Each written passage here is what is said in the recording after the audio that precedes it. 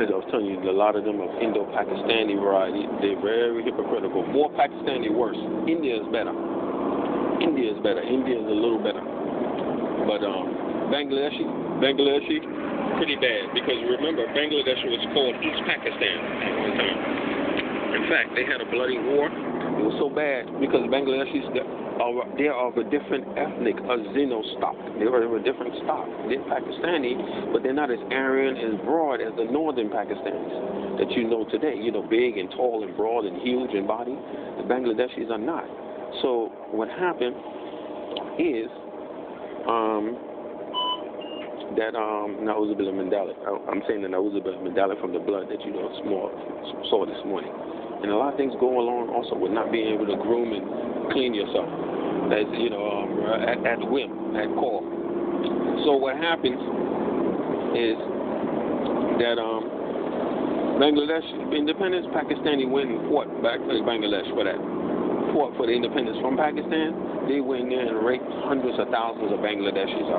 Pakistanis, man, people who call themselves Muslims, who say they're Muslims, secularists, clean-shaven ones, mustache ones, with handlebar mustaches, all that kind of lunacy, which is not the sunnah. This is not the sunnah of Islam. That type of facial hair is not the sunnah, man. It's the sunnah of idiots, fools. Yeah, and the British and others, the Europeans they went in and raped hundreds and thousands of Bangladeshis horribly. Pakistanis, man, Auzubillah, man. The mentality, man. So these people have a very violent undercurrent, despite the civility of a surface of intelligence of Ali Veshi and all that. They act like that, so nice and smooth and intelligent. You know why they act like that? They're scared of the white man. They know that Anglo-Celt, particularly those of British, Irish, and Scottish. See, the British, titularly, they instruct and command the Irish and the Scottish. The Irish are a bit resistant, but they're rough. They're like the wild hordes. They're like the berserkers. The Scots have berserker in them, but they're more structured and racially hierarchical, the Scottish. They have that muscle arm, mostly of the Scots. They put them on you out. The Scots-Irish warriors join with the Americans and Canadians and others, but mostly the U.S. Because the U.S. has mostly Irish bloodstreams. And they sick them on you out. You finish. Pakistan is ravaged, man. Everybody will be torn up in Pakistan. They go in there with full anger. Pakistan wouldn't last. I don't care if Pakistan having weapons. And then they have on the other side India. And India will do a ravaging job on them, their children, their women, and everything on Pakistan. Pakistan better get its act together, man.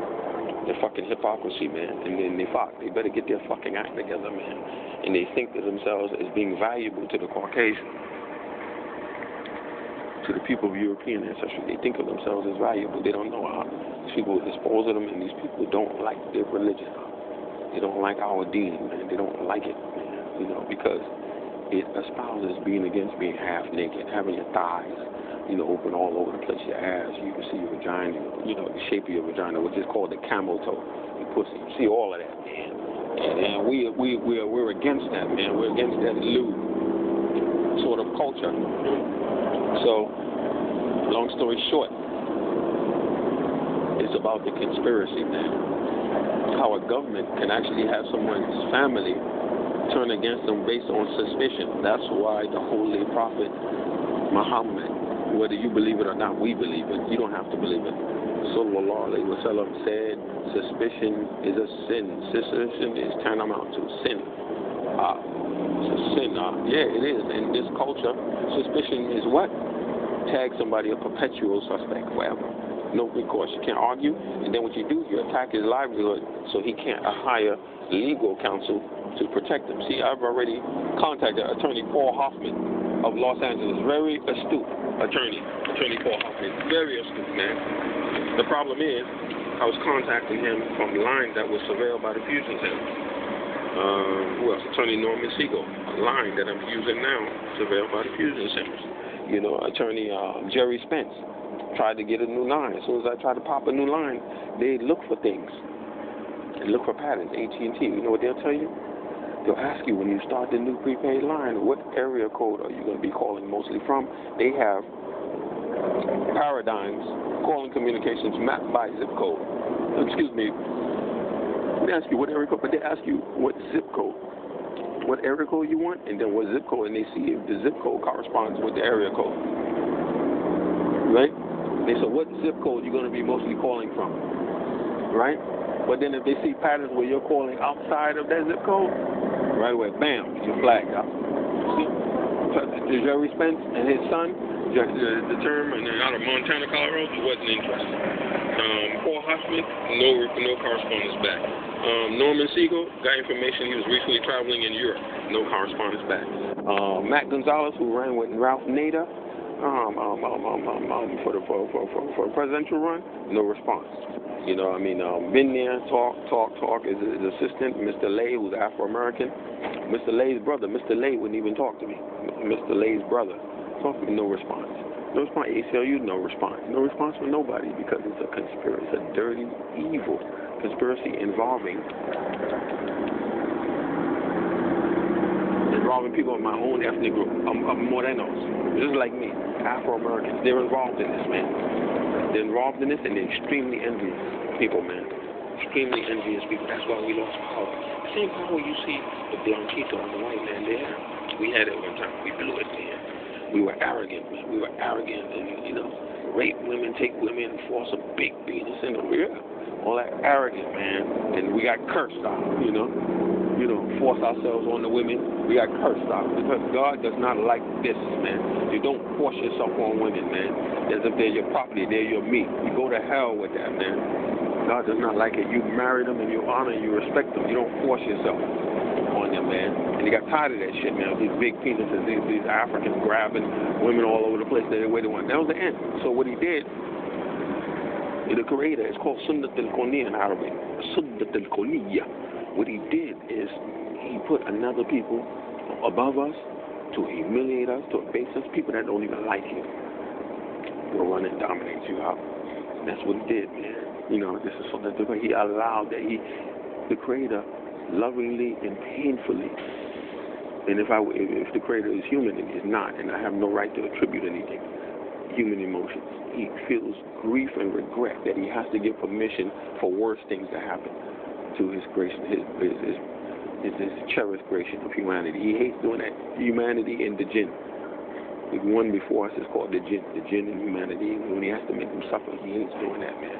He does not like that, man. Doesn't like it at all, man. But we do shit, and we deserve this shit, man. And we earn it, man. I was about bad deeds, man. Bad deeds and bad intentions. So the sad part about it is the complicity of my own family structure, the complicity, you know, of people around me in the religious community, and complicity even of the city and county of San Francisco executive. People, they know what's going on. They've been informed.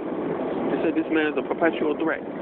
We don't want him having nothing. We don't want him making any advances. We want him to be miserable. And we want you to help us. And these people are complicit when they say, well, all I saw is decent behavior from the guy. Yeah, but we said he's bad. I don't care how decent he acts. He's bad. I said, yeah, finish. Take away everything. Take away his money. Take everything out from him. This is what they call the Diablo.